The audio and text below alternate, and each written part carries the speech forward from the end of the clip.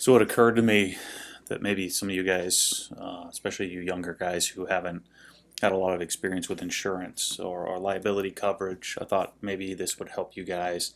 And using me as an example, I just sort of did a full review and did a full sort of assessment on my liability coverage and made some significant changes. And I thought, I'd show you guys this. And you can sort of use it for whatever it's worth. But what I'm talking about here is we're talking about the auto insurance, homeowners insurance, and then any other sort of liability coverage that might be necessary. And this is the spreadsheet that my Chubb agent set me up with. I'm not a licensed liability insurance agent. I'm a life insurance agent, but not a liability coverage. So don't take this as gospel. This is what I know about it. I'm certainly not an expert, but I know enough to be dangerous. So the category on the left here, I had sort of traditional everyman's Liberty Mutual insurance. Liberty Mutual, the reason why I had it is at the time when I purchased my house, they were the only major carrier writing homeowners policies in the state of Florida. With all the hurricane issues several years ago, most major carriers pulled out. I think now State Farm is back in the state. If you move all of your policies to them, your auto policies, and combine it. I wanted something better. Liberty Mutual, State Farm. I mean, they all are, in my opinion, pretty much the same. I would typically look at State Farm as a step up, but I'd always heard or read about Chubb. And when I told my wife that we were transitioning to Chubb, she said, "Chubb, what the heck is that?" She said, "That sounds like a fly-by-night place." I said, "Well, it's actually the contrary. Chubb is like the premier insurer in the United States, and I'm guessing all over the world." So, I bought this new house, and this was an opportune time to do a full assessment. And I'd been looking for somebody or looking for an agent or somebody that sort of aligned with me, or did very similar stuff to what I do, so that I can refer my clients to. And I was having a difficult time finding that person. Well, I think I finally found that guy. So if you want me to connect you to him, I certainly can. It really doesn't matter where you are. I think you can write policies in any state. But I'm going to sort of take you through just a couple of things here, or maybe more than a couple of things on my policy that I didn't realize or sort of suspected that were lacking, but just didn't, did what we all do and just went on with life and didn't worry about the day-to-day liabilities that we have. I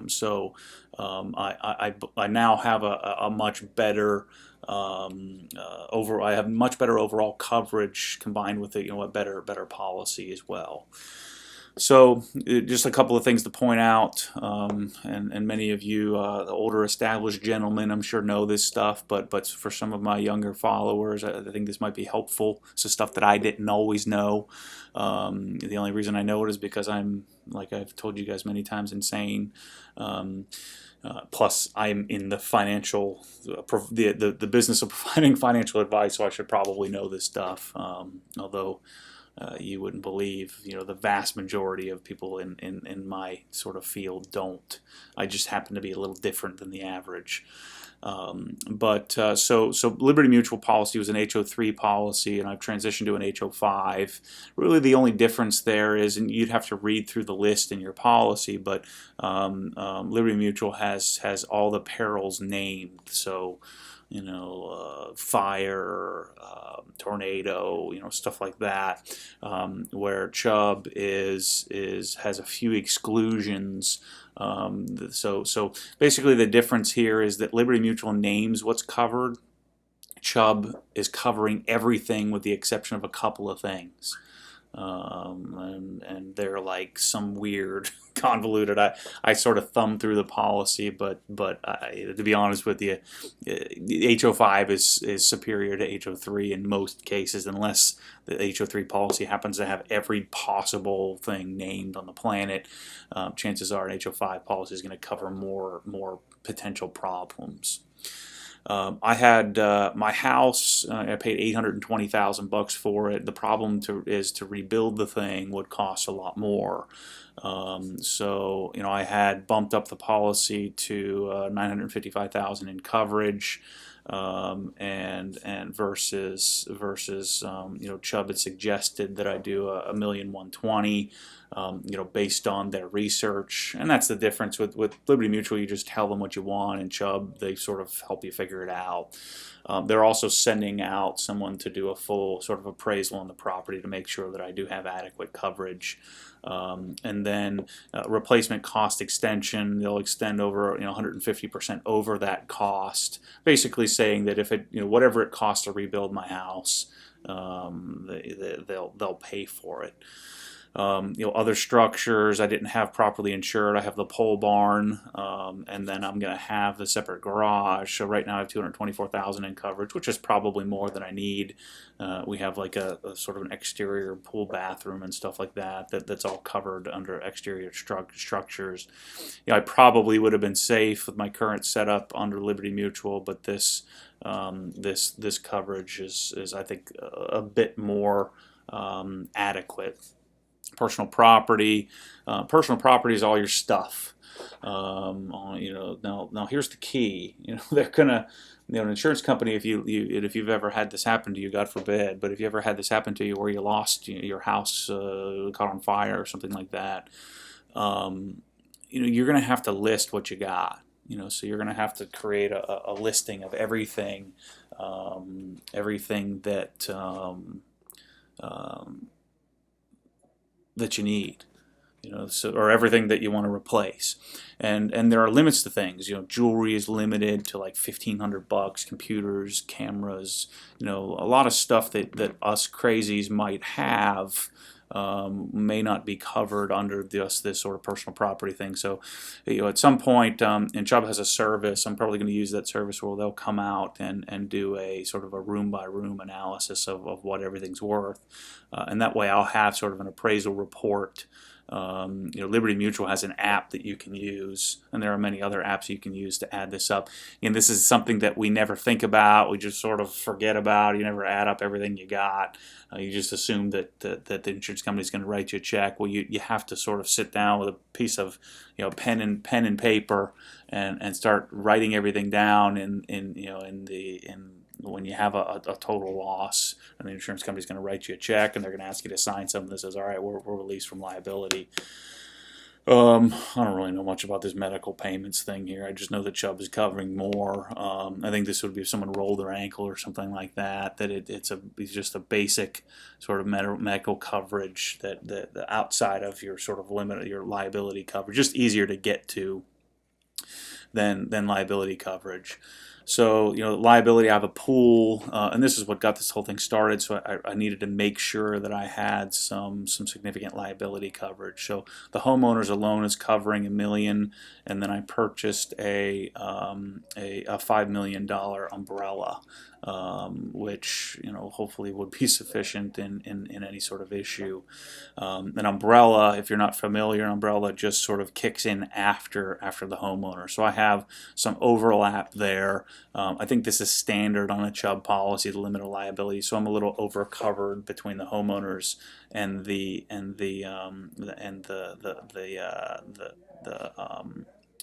umbrella policy, but it comes standard.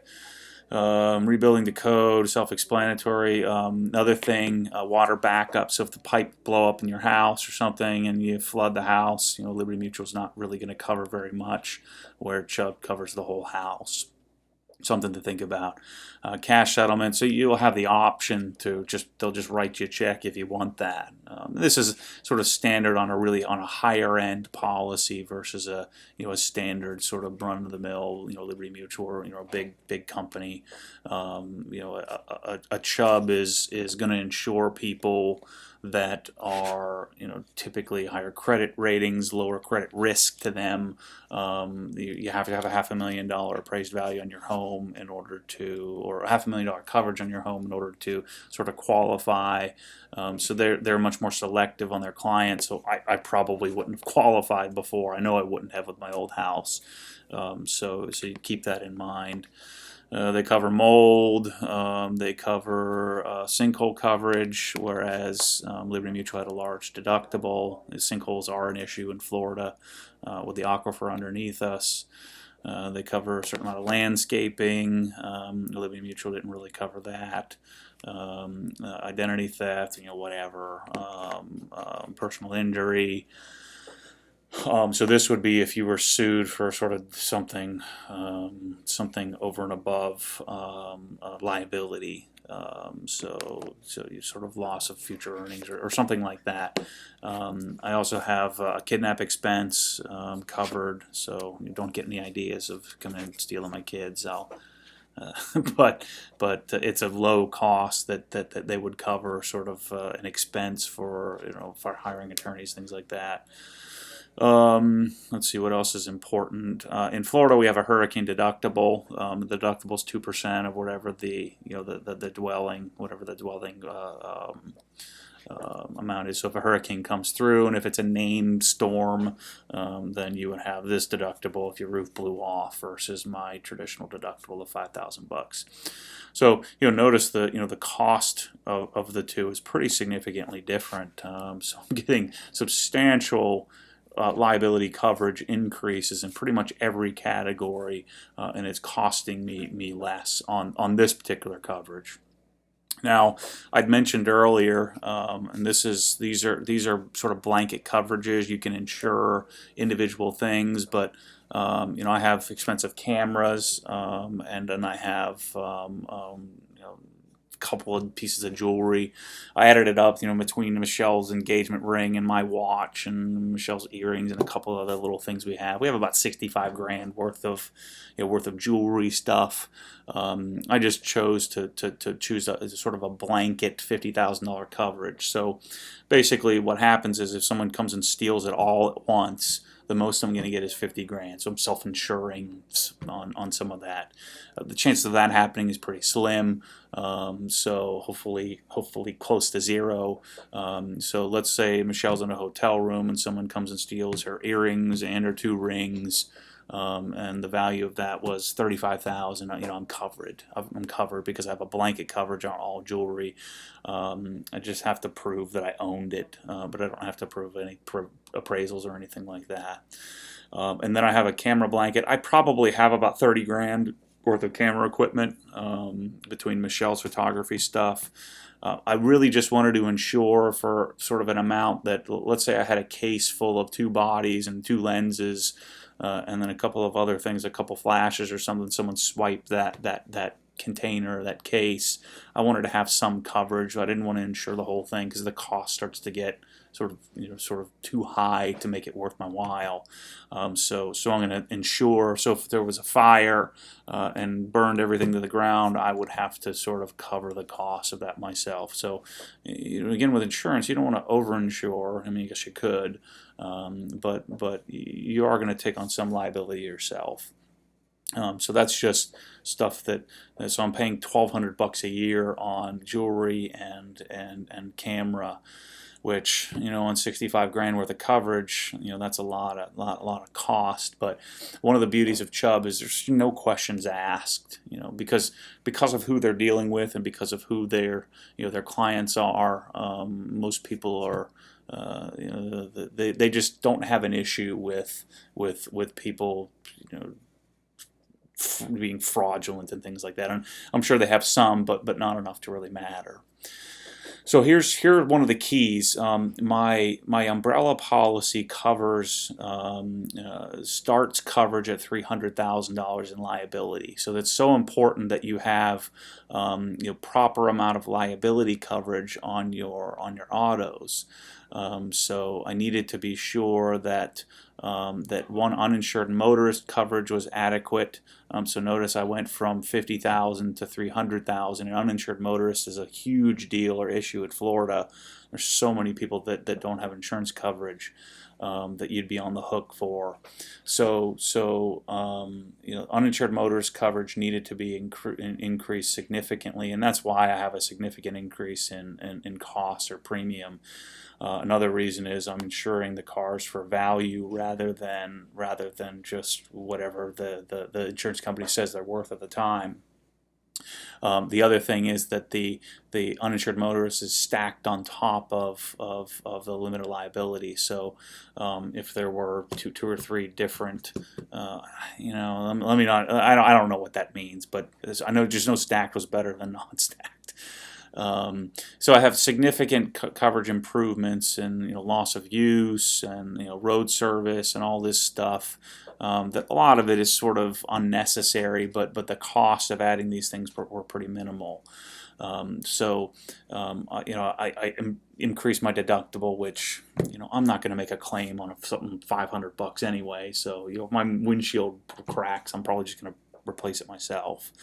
Or pay someone out of pocket. I don't want to sort of consult the insurance company or go get that coverage, even though I have full glass coverage. But so that would be someone smash out all your windows. I do have coverage for that, where you really don't on a Liberty Mutual policy. But here's the key for me: since I have specialty vehicles, my 911's worth somewhere around 150 grand. Liberty Mutual's only going to insure that for say 100 because they just don't understand the market. Or my M3 has lots of high-end aftermarket parts on it. So we agreed on these values. So that if my Tahoe's total, they're going to write me a check for 64 grand.